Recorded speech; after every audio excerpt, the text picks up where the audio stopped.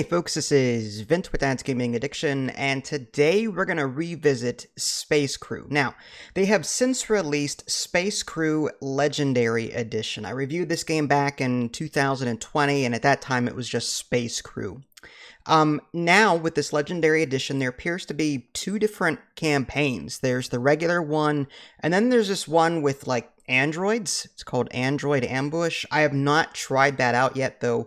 I am really curious to see what that's all about. So they have added more content to this game. They've even added difficulty settings, which I really appreciate, and the ability to add an extra crew member so that you can man all of your guns all at once. In the default game, you had to like swap out people to cover like 2 out of the 3 guns or leave the station unattended. So this extra crew member will actually allow you to man all of the stations all at once, so you don't have to worry about shuffling people around. And I really like that. There's even a new tagging mode option. Classic is you have to hit spacebar and then choose what you want to attack. There's also semi-auto, and then there's full auto. And full auto, you really don't have to do much. You just sit there and manage the crew a little bit and their abilities, but that's what I have it on because I prefer it that way. So what is Space Crew all about? Well, in between missions, you're going to be managing a group of crew and also a ship to boot. You can put various like gear on your crew and to sort of alter their attributes. Some gear might be, heavier than others, so they don't walk as fast, but it protects them more. You can decide what kind of like equipment and stuff that you want to put on them. Each individual one too, which is kind of cool. You can also train your crew members in different skills. There's a primary skill that they come with, but once they reach a certain level, just by staying alive and completing missions, you'll be able to choose a secondary skill. And these skills, as you level up those skills, they will unlock new abilities that you can activate during your run. For example, you might have this gunner ability that, whenever you hit it, it's a focus fire. It's 100% chance to hit the enemy ship for a brief period of time. So, as you level it up, it becomes more and more effective, and you get more and more abilities too. So you can decide that, you can decide the fate of your crew in that sense. As far as your spaceship is concerned, you can choose between different armors, weapons, systems, different engines, escape pods, livery, equipment, away team gear.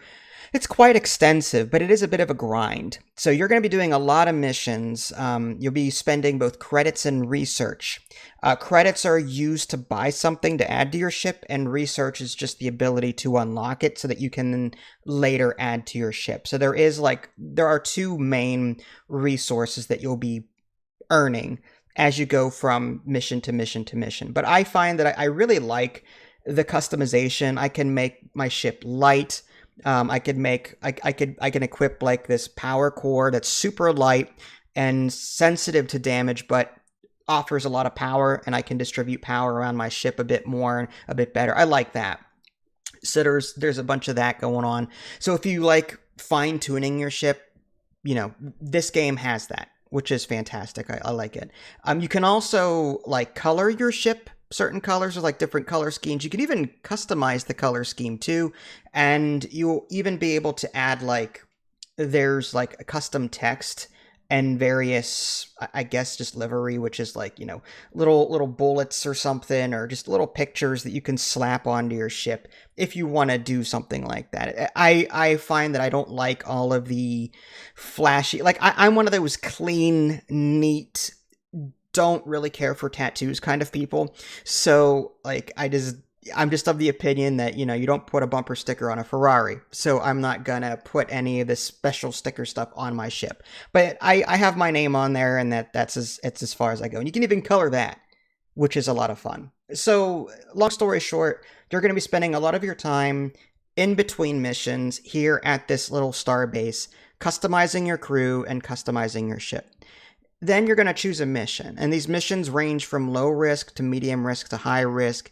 The high risks are typically like milestones that you have to complete in order to progress to the next part of the broad campaign. There's a campaign progress. There's also bounties that you have to keep an eye out for. These enemies will just randomly come at you from time to time, and if you shoot them down, you get a bonus, which is great. Sometimes they get away, but that's typical.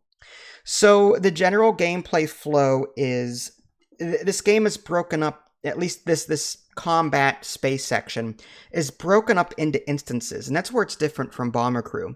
And Bomber Crew is one giant map, and it was seamless from beginning to end. Here, you are going to be hopping around between points. So if you hit spacebar and target a waypoint, or like a gate, and you get close enough to it, you can charge your engines and fly through the gate, and then boom, you're in another instance. So there are instances in this game rather than just one big wide open map, and some may not like that. Another thing that's different from the original Bomber Crew game is that there's no ammo or fuel that I can see. Rather, certain weapons require power, like plasma weapons, for example, so that's a thing. But, there is no ammo or fuel requirement, whereas in Bomber Crew, that is something you did have to manage. In this game, instead, you have power allocation, and you'll be able to swap between weapons, shields, and engines, and one other thing, I think. But yeah, so, and I like that you can hit like 1, 2, 3, 4, 5 on your keyboard, and that swaps between the crew members seamlessly, so you can see what kind of abilities they have.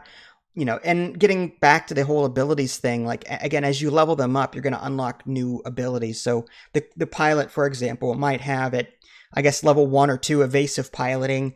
That pretty much just gives you 100% evasion for, like, I don't know, 10, 15 seconds. And then when that runs out, that's it. Another one might be call in a squad of fighters to help you out. So you can swap between the different crew members and activate different abilities. And the recharge times on those are, they're fairly significant. So you kind of have to really pay attention to, do I really need to use this ability now, or should I wait until I'm in trouble? Your ship status is on the bottom left. You've got a reactor, which is the most important thing, and you've got shields on 4 different sides of your ship. Again, if you have power allocated to shields, then they'll recharge a bit more quickly. It all depends on what kind of thing you like. Now, as far as the auto targeting is concerned, again, that's something that you can toggle on, but if it's classic mode that you're after, you have to hit spacebar and a little like a telescope kind of thing view changes, and then you have to, if you hover over the enemy, it'll target them specifically. And that's important because in ye old Bomber Crew, if you didn't target the enemy ship, your bomber crew would never fire at them. Like, nothing was automatic unless you popped a skill that allowed them to be automatic.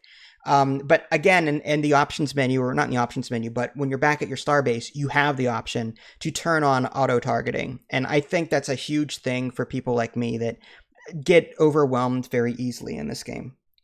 My only complaint with this game really is that sometimes, even though the game is on a casual mode, it can be still very challenging. You'll come across various things like scan this technology. Fine, I did that, and then immediately get swarmed by enemies.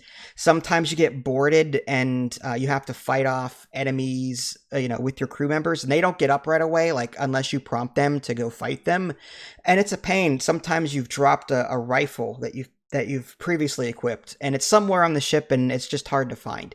Luckily, there is a slow time option. If you hit control, you can slow down time, and that'll give you the extra time that, us old people need to take charge of the situation and get an idea of what's going on. But all in all, I enjoy this kind of game. Yeah, it is grindy. Yeah, sometimes I feel like Bomber Crew in certain ways is the superior game, and then other times I feel like this game has things that Bomber Crew doesn't. So it's kind of a mixed bag with this one. I like it.